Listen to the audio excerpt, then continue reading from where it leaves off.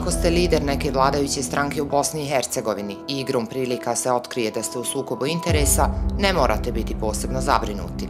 U državnoj komisiji imate stranačke kolege koji će učiniti sve da vaše procesuiranje otegnu koliko mogu, a kada i dođe do odluke, bit će to najblaža moguća kazna.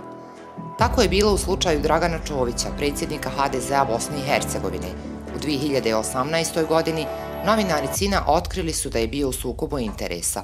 Čović je bio član predsjedništva Bosne i Hercegovine i čelnik HNS-a, organizacije koja je iz nekoliko budžeta dobivala novac.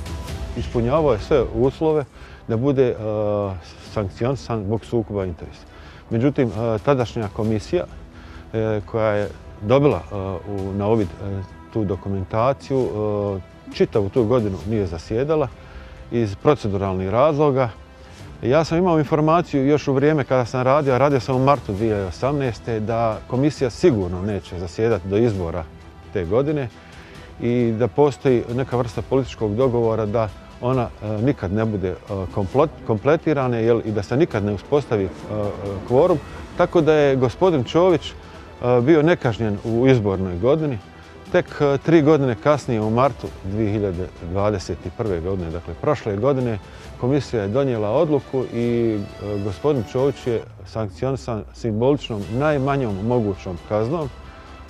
Dakle, dobio je sankciju 10% tadašnje njegove plate. Dakle, Čović, čija su mjesečna primanja tada iznosila oko 6.200 konvertibilnih maraka, sankcioniran je sa smanjenjem jedne mjesečne plaće od 10%. Je li ovo samo izoliran primjer kako funkcionira primjena zakona o sukobu interesa u Bosni i Hercegovini ili pak praksa? Čitava priča oko sukoba interesa zapravo pa jedna smiješna stvar koja se iz godine u godinu ponavlja i zapravo pokazuje se da sistem zapravo, dakle političke partije koje se nalaze na čelu zapravo ne žele da tu stvar dovedu u stvarne zakonite okvire i da se sukob interesa kažnjava na adekvatan način.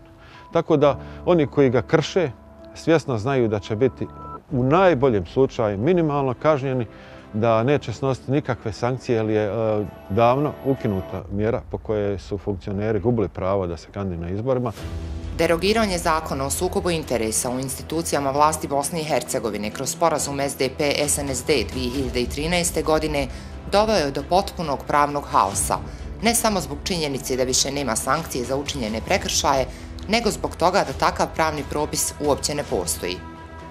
Mira Pekić, BDP, predsjednica aktuelnog sastava Komisije za odlučivanje o sukobu interesa, koja je formirana sredinom 2020. godine, osvrnula se u izjave za Fokus na to kako ovo tijelo na nivou države trenutno funkcionira.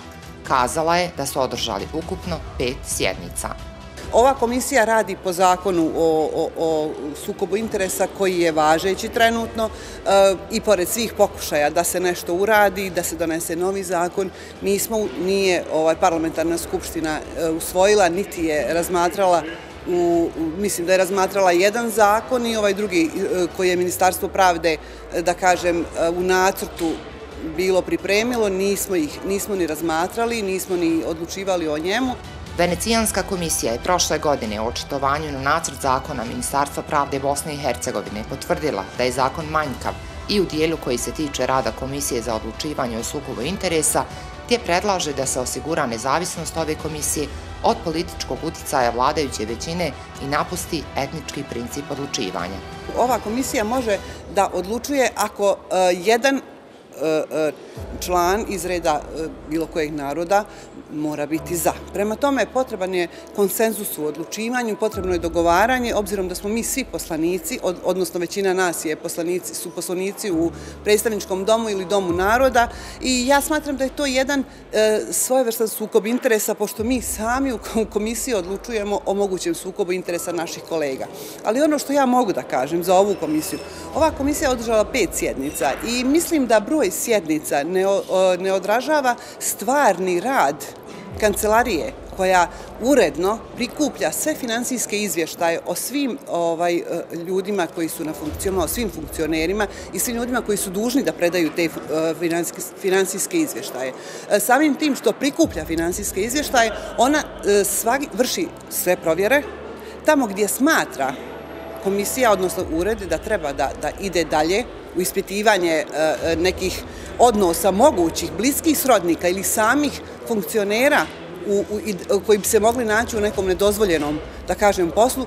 U kantonu Sarajevo, prema podacima iz registra imenovanih lica, zvaničnici bježe od toga da ih se zakonski potvrdi institutom sukoba interesa, budući da čak 77,9% imenovanih zvaničnika u institucijama, ustanovama, javnim preduzećima u kantonu Sarajevo nije potpisalo izjavu o sukobu interesa.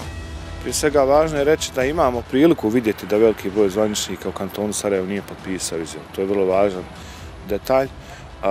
To govori prije svega da nemamo uređenu oblast, da nemaju obavezu da potpišu izjavu o sukobu interesa, inače ta oblast nije uređena u federaciji nikako, pa i u kantonu Sarajevo.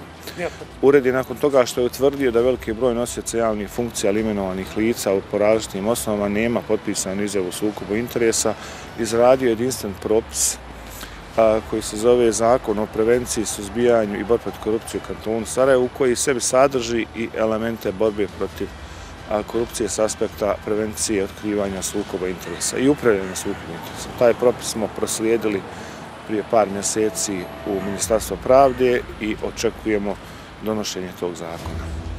Ured za borbu protiv korupcije objavio je nedavno na uzorku od 14 preduzeća analizu o primjeni odredbi Zakona o sukobu interesa kojima se propisuju situacije nespojivosti s javnim funkcijama izabranog dužnosnika, nosiocima izvršne funkcije ili savjetnika. Čak u 10 preduzeća odredbe Zakona o sukobu interesa prilikom imenovanja direktora se ne primjenjuju. Inače, sukob interesa je predvorje ozbiljne korupcije. Nema ozbiljne korupcije dok se ne nađete u sukobu interesa. Tu oblast treba dobro urediti, definirati i stvoriti pretpostavke da bi je mogli kredibilno, odnosno efikasno i ekonomično nadzirati. Zašto? Samo u kantonu Sarajevo imate 11.000 imenovanih lica. Kako upravljati sa takvim velikim brojem lica koja su potencijalno u sukobu interesa? Mi u uredu svakodnevno otkrivamo sukob interesa kod nosioca javnih funkcija, ali nemamo pravne alate, prije svega informatičke i stručne imamo pravne alate da djelujemo. S tim u vezi mi nastavljamo da usavršavamo i naš informatički sistem i naše znanje, ali moramo čekati usvajanje jedinstvenog pravnog propisa, bilo bi dobro da je on na nivou federacije, ali uz napomenu da sadrži evropske standarde i smjernice koje su, a ne da političari provjeravaju političare, nego da to mora da radi jedno kredibilno tijelo koje je izolovano od politike.